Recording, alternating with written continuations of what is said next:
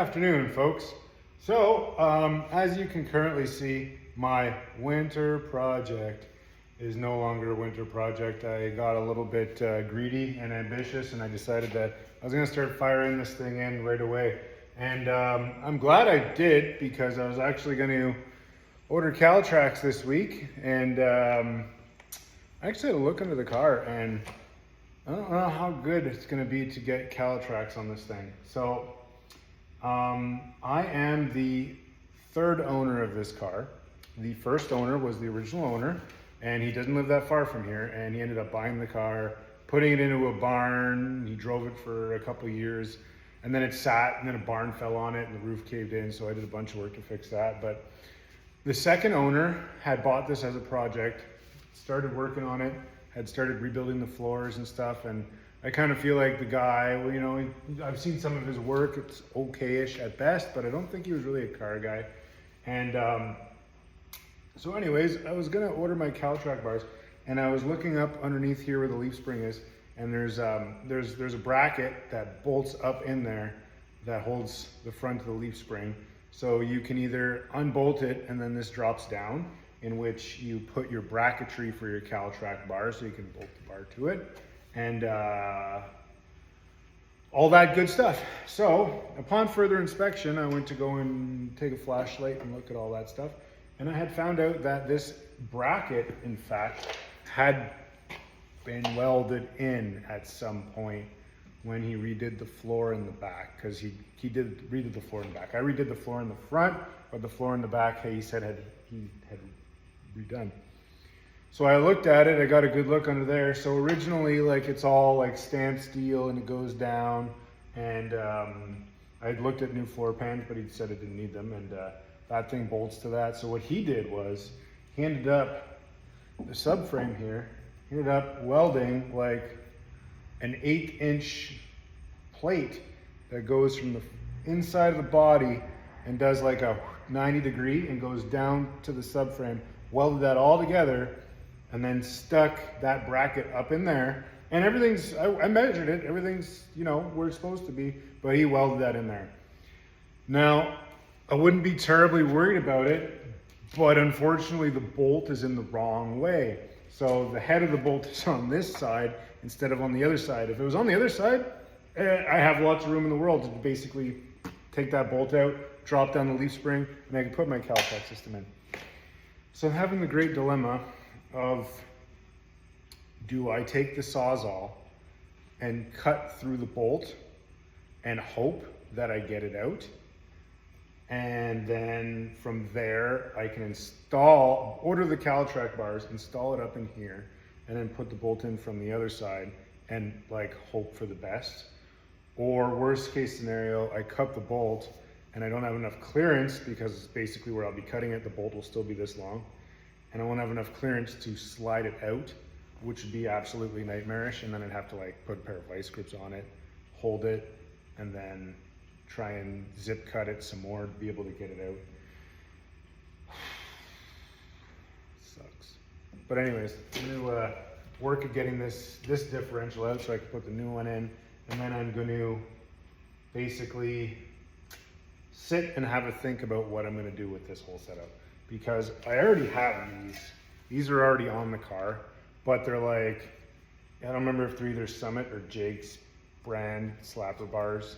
And what I might do is, if this is gonna be too nightmarish, and I mean, it's solid in there, it's not moving. But if it's gonna be too much of a nightmare, when I get this off, the plate holding it up, I might take that, because this was just one that had 2 U-bolts holding front and back. I didn't particularly like that. So I'll take that plate off, weld it onto here, put some little bracketry on front and back, and then this will be solid welded to that, and basically the same thing, but it'll actually look a little better than it did before, and probably more solid. So, I mean, I've ran this thing for years. It's probably perfectly fine for what I'm using it for. So, I don't know. I've yet to figure that out. So anyways, gonna keep chugging along, and I don't know, wrench a little bit more and see what I find out. All right, me again. So, figured I'd spare you guys the pain of watching me wrench, but so far I've got the old diff out, and now I can see things a lot better in here. So, unfortunately, this piece is completely tacked in. Getting this bolt out is going to be nothing short but a nightmare, and I'm not going to bother with the Caltrac bars anymore as much as I'd like to. So I think my plan right now is, I do have subframe connectors in here. So instead of taking this apart and putting a bolt through it, what I'm going to do is the flat plate that holds that there, I'm basically going to, walk with me over here for a second. I'm gonna make traction bars like I had, just better. I don't know where I put that. It's probably somewhere. Give me a second. Oh, there it is. Okay, so I cut the back off the one I had before because they didn't actually bolt down. Well, they weren't great. So this is the piece I'm talking about. I'm gonna grind this right down, grab this guy, weld that to there, and there's one hole for U-bolt. So that'll essentially be like a better style traction bar. I don't think I'll need that much, but there's a lot of stuff I want to address here first. Now that I have this differential out, I can actually see a lot of stuff that's going on in here that I couldn't really see before. Like this is where the floor was redone. So I'm gonna clean all this up, weld this, seam seal it. This is the original frame piece, and you can see that he's kind of boxed it in here to make it solid, which is fine. It looks pretty solid. I mean, it's never moved either. But what I'm actually gonna do is, he welded a flat bar in here, and I'm gonna weld that all in the back, get some more metal on there, and then I'm gonna put a piece directly across here, weld, weld, weld, weld, box it in, make it a little stronger, a little better. I mean, truth be told, I'll probably never get this bolt out, never if I have to change the bushings or leaf springs. It's gonna be nothing short of a nightmare, but it's kind of already nothing short of a nightmare. So, I mean, the bushings are good. I don't drive this thing like millions of miles at a time. It's gotta last for, you know, my lifetime, and it's already lasted longer than my lifetime. So that's it for now. So I'm gonna keep cracking at this. I'm gonna do some cleaning, do some welding. I'll recap whenever I get all that done. And also the shock tower bolt broke off in there, so I got to drill that out somehow, and that's going to be nothing but a good time. So I'm going to quit for today and do a little bit more wrenching tomorrow and see where I get. But anyways, we'll call it quits and meet back with you guys sometime tomorrow. Hey everybody, so welcome back. Today would be day 2 of trying to install this differential in the car. So as I was saying yesterday, whoever rebuilt this back half of the floor, nightmarish level. Anyways, I've decided that the bushings in there look fairly good and will probably last my lifetime. And since I only drive the car once in a blue moon, I'm not going to bother with that. So I'm not going to bother trying to cut the bolt out because I'm going to have trouble and all that shit. So what I've done is, these were originally bolt-in subframe connectors. So they are now weld-in subframe connectors. And what I've done is just welded the subframe connector to the bottom here to reinforce that. And this is the bracket that holds the leaf spring. And then I did a bunch of welding on the inside, cleaned it all up, reinforced that, painted it, and then put this plate on the outside, which I also welded and painted. And I think that should be good. I think that'll be lots of reinforcement compared to what it once had. And truth be told, I'm pretty abusive to this thing. So, I mean, it's probably, seeing as how I haven't broken it yet, I'm saying it's probably good enough, but there's room for improvement always. Anyways, so yeah, this is what it looked like before. I got it cleaned out. So as you can see, like the back half of the subframe's barely touching the floor here. And then this is a new section of floor, which I will weld up and seam sealer like I did the other side. And then basically do a bunch more welding, fixing, making better, making more solid, triangulation, and make this thing, you know, good for at least my lifetime. and give it a coat of paint after I'm done that. That thing broke off in there, so I'll be drilling that out. That is just sitting in penetrating oil for the time being. After that's done, I'm gonna throw the diff back in, the new diff. I gotta install the all the brakes off the old diff, and what else? Something else I thought of. Don't remember at the moment, but it'll come to me. Next, I guess I was talking about CalTrack bars, but like I was saying, you needed to have the leaf springs off to put on CalTrack bars. So the plate that goes on the bottom that basically bolts to the diff and holds everything together has now become a more permanent traction bar. I did some measuring, welded that up there real good. Still a slot for the U-bolt. So I'm gonna clean that all up real good, give it a coat of paint, and yeah, go from there. But I mean, it's coming along. It's not bad. I'd say that, you know, after this is done, I'll feel a lot better about the rear end. Probably iffy taking it down the drag strip and launching it like 4,000 RPM with drag slips, but you know, it's definitely way better than it was before. So we'll go with that, keep chugging along, and when I get the diff in, I will get back to you. All right, it's home.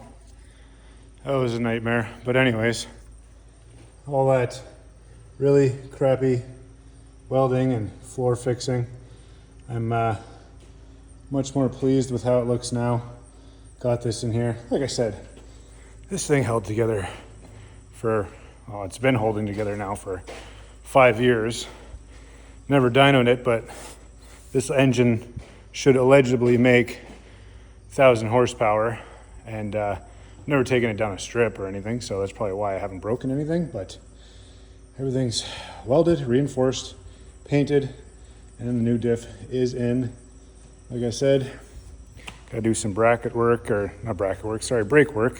Get all the brakes off of this old differential, and I got that broken bolt off too. That's really good. I was really happy about that. So I'm gonna call it quits for today, and if I have some time tomorrow, I'm gonna hammer on it a little bit more. So that's it for today. Yeehaw! Welcome to day 3.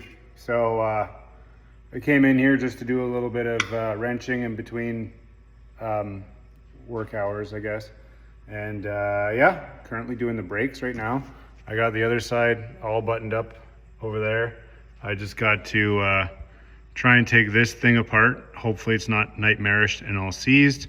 And then I got to take this thing off because the other one on the other side was completely seized and not working. So I'm going to assume that this one is the exact same from just sitting there forever. So I'm going to take off my other one, replace it, and then get the brakes all wrapped up on this thing. And then hopefully, I think I saw that those U-bolts will be coming in sometime today. So that would be great. I can, you know, strap this thing down, put the shocks back in, finish those homemade traction bars, and then it'll be fill it up with some oil and maybe do some testing. So I'll keep you guys in the loop on how today goes. So I'm on day 3 or 4. I don't know, I've lost track. Anyways, gonna keep wrenching on this today. I don't have much left. It's raining out, so I won't be able to take this thing out today, but maybe tomorrow. So in a nutshell, all I have left is to batten down those things and put my shocks in, and I got to finish welding the other traction bar, and that should be it. Put some oil in it, and I might just fire it up on the stand and see how it goes and make sure it's smooth and doesn't make any clickety-clacky noises. Aside from that, that should be it. I'm actually really curious because I was on eBay this morning just snooping around, and I saw like this reinforced Mosier differential cover, and I've never really looked into it that much, and I kind of just did some research on the can this morning and didn't really find that much on it. But if you guys are running one of those, let me know in the comments if you know they're actually worthwhile, if you've done the research and you feel like they make a difference or not. But I don't know, kind of interested. It's like $150 and it's like reinforced and stuff, so we'll see. Anyways, I'm gonna keep on cracking. I'm gonna finish that welding real quick and then hopefully get all the rest of this all together. All right, so I'm a little bit defeated with all this. I guess this whole video will just be a part one of everything because it's kind of starting to run pretty long. I guess a little recap would be, I got the Diff in, I took it for a test drive. It was really great. I really loved it. The problem I'm currently facing was when I pulled this whole thing apart, I had bought QA1 shocks for this thing at one point, and I don't know how or why or in what world I was living in, or I just don't know how it happened, but apparently I would have needed shock extenders for the shocks to be sitting in the right place. And when I actually took them off, the entire differential like dropped down this much. So yeah, the shocks themselves were actually holding up the differential in place, and like I was getting no rebound from these shocks. They were just basically holding the diff all the way up, and I'd always noticed the ride was kind of a little bit rough in the back. So yeah, and you could kind of see when I was in like parking lots that it was kind of squatting a bit more on this side than the other side, and I never really thought much of it, but as it turns out, the shocks were basically compressing the springs and holding it all in place. So I did the right thing. I ordered some shock extenders so that when I put everything back together, everything is going to be as it should. After that, I was kind of looking at the car and looking at the other side and realizing that after the shocks are in the right place, the car is actually going to sit like 1/2 inch to 3/4 of an inch higher than it would have, because the shocks were literally compressing everything and holding everything in place. So yeah, so I've decided to do a lowering kit on the car. I am just going to do like 1.5 inch blocks in the back, because changing the leaves is not particularly an option with the way it's set up right now. So 1.5 inch blocks in the back, and then I'm going to do some 2-inch lowering in the front. So that's all. I ordered all that stuff, so that'll be coming in, and hopefully next episode I'm going to do that, get that all in here, so the car will be lowered. I dug out some scrap steel, and I actually like to make an air dam in the front of the car, just because it's something to do. It's a project, I guess. And man, what else went wrong? I don't know, a bunch of stuff. Anyways, there's more stuff to come. I guess I'm rolling into wintry projects with this thing. I'm going to change the windshield because the crack is getting much worse. I'm still waiting for that windshield to come in, and drop the car at least 2 inches. New windshield. Ordered a short throw shifter because I feel like this shifter's starting to get sloppy and loose. I had actually found an S1 sequential on Facebook Marketplace for $1,000, but I just don't know how well it would be as a daily driver, and the guy had it on the wrong side, and it doesn't come with the shifter indicator, so I was kind of thinking in my head, well, it might be nightmarish. So I ordered just a short throw shifter just to tighten everything up.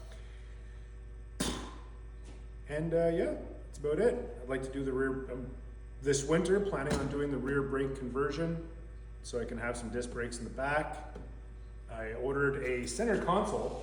I'm actually going to do a complete center console in the middle because I never had one with this car, and I'd like to be able to, you know, store some drinks and have some storage.